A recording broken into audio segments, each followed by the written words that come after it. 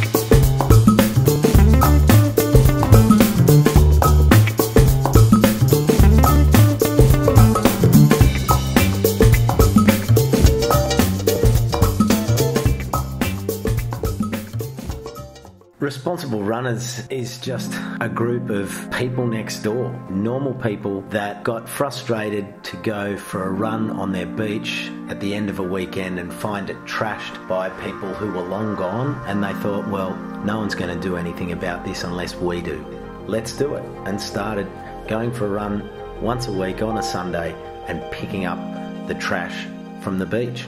And it grew and it spread to not just one beach. The beginning beach was Bondi, it spread to Bronte and Maroubra and Cronulla, and then it spread to the north side, and then it went to the rivers and the harbours, and it's spread across Australia. So Responsible Runners is just you and me wanting to take responsibility.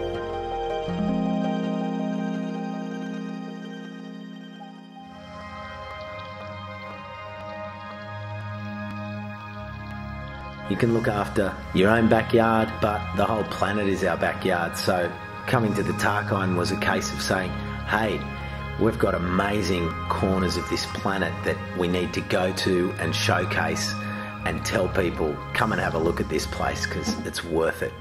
You can come to the lodge, you can come for a hike, you can go on the river, you can see this incredible landscape, but at the same time, you can contribute to its protection. You don't know a hill until you've just climbed one. How you feeling? Pretty hot. You go? Refreshed, yes. I just jumped into a stream, so got my sweater on. I'm getting stuck into the H2O. How's that big, long, extended hill? It's great. I'm feeling it in my legs. I love it. Worked up the sweat, mate? Not quite, mate. Still got halfway to go. I'm still waiting for the warmer. And finally, the T-man. All cylinders firing. Engine's running, keys are turned on. We're cooking. Oh yeah.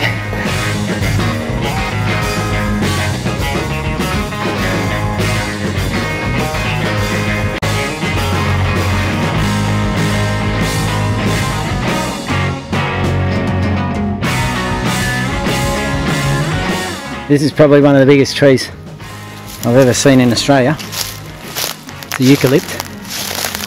I'd guesstimate at least 50 metres tall, and then branches. It's absolutely stunning. And to be here around it. It's like standing in a cathedral of nature. Wow.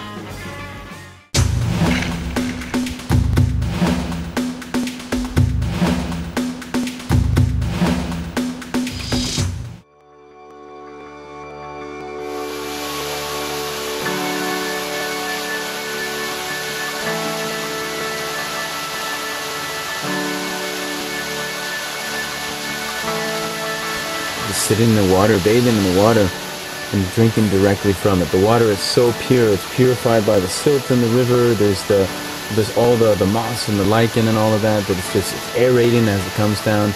It's amazing. The water doesn't get any better than that.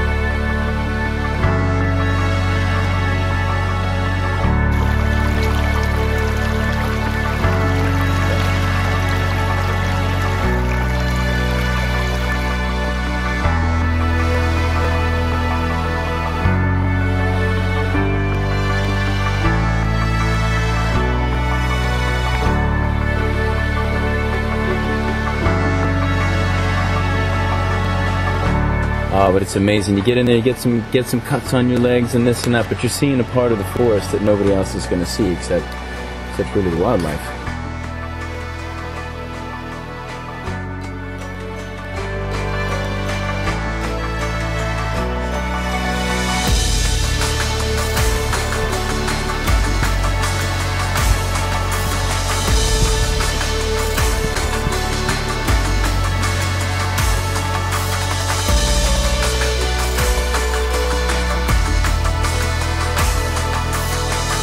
And then we surfaced at the sea. After 4 days in the forest, there's a remarkable impact when suddenly your horizon line spreads to beyond where you can see. In the forest it's limited, but here the cloudscape merges with the dunes and the sand, and you become a tiny dot, and there's no longer huge trees, but just sand, smell, wind and waves. And all along a different colour, blues and greens, but different greens to the forest. But this constant wind and this constant noise in your ears of the ocean, lapping up on what is the most productive interface on the planet, the land-sea interface. The clouds pass minute after minute. The landscape seems like it's standing still, but the sand's creeping, the wind's blowing. You need water. The water's tinged. You went from the forest of the land to the forest of the sea. Under there was kelp higher than your ceiling. You moved through different light. There was a different sway, there was a different movement, there was a different pace about this landscape. The forest was slow, it was fixed. You went there, it was quiet. You suddenly come to the sea and there's a wind. Your horizon line gets blown wider than your eyes can see. There's a blue sky, there's white sand. Our footprints are buried probably within hours. We haven't been there. This landscape is untouched. This is nature expressing itself.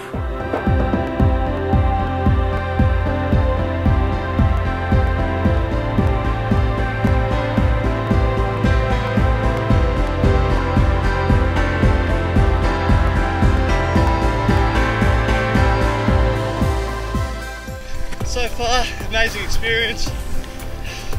Rainforest in this environment, each with their own challenges. This is a little easier to navigate than the rainforest, having to push through some of that scrub, forcing us to slow down in some of those parts, purely for safety reasons. But I mean, how good is this?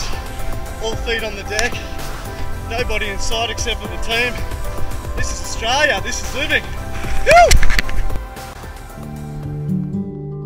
It's all around us, everything from the trees in the forest and out to the coast, and a whole bunch of different people have come down here for their own very different reasons. You've got cinematographers, photographers, fishermen, four-wheel drivers, And everybody's here for very different reasons, but they're also here for the same reason, and that's inspiration. To be inspired by the world around us, and that's what the Tarkine is.